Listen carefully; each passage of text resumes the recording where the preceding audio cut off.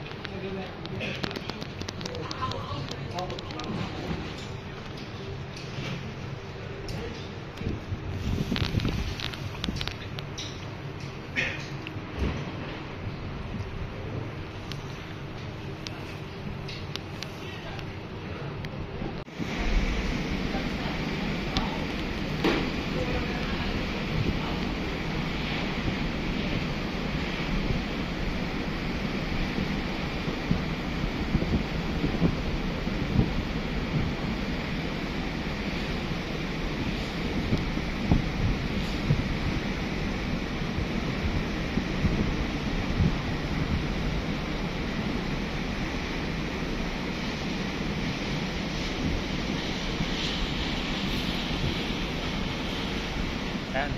Nakikita nyo sa likuran ko, ito yung Opera House. Hindi tayo sa Sydney, Australia. Sa barko, anchorage tayo kasi dahil nga popular tong ano na to, may barko dun sa kabila kaya hindi tayo makakadikit. Kaya naka-anchorage na tong barko natin. Ayan. Pero try natin lumabas ngayon o kaya bukas kung may time pa. Kasi matapangatang pa lang medyo maulan. Yan. Pero subukan natin na makalabas. So tara, videoan natin.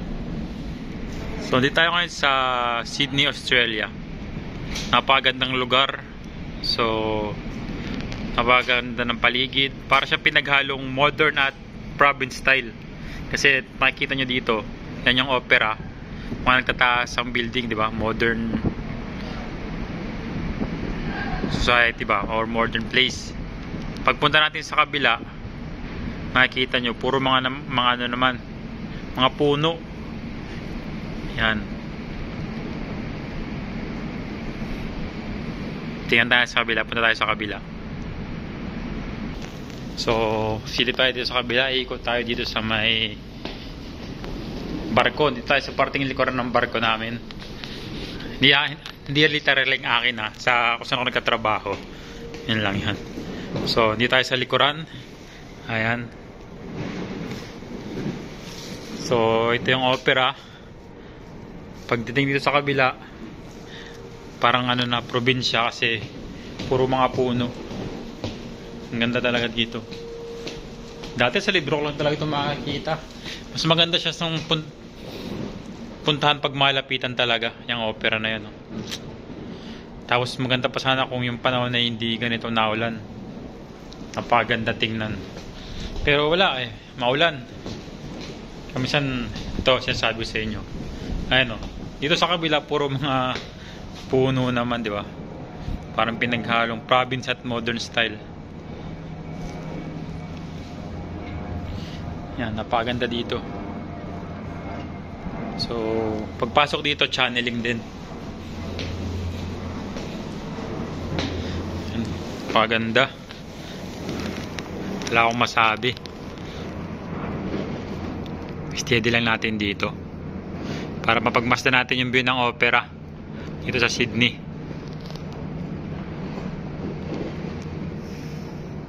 Saan hindi ko nadala yung ano ko? Tripod. Okay lang.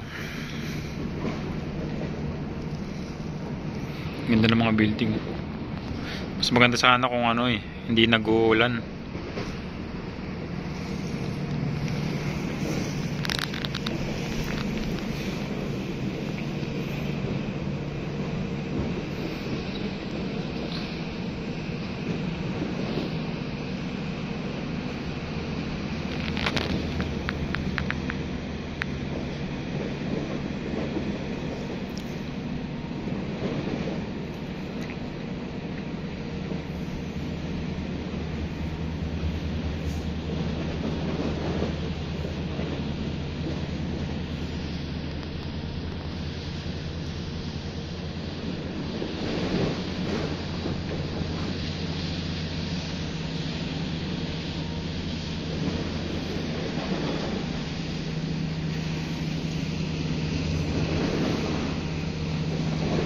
Napaka-traffic ng dagat dito kasi sa kabila-kabila yung mga tumatawid na ro-ro ship, paskrap, mga yate, sailing boat.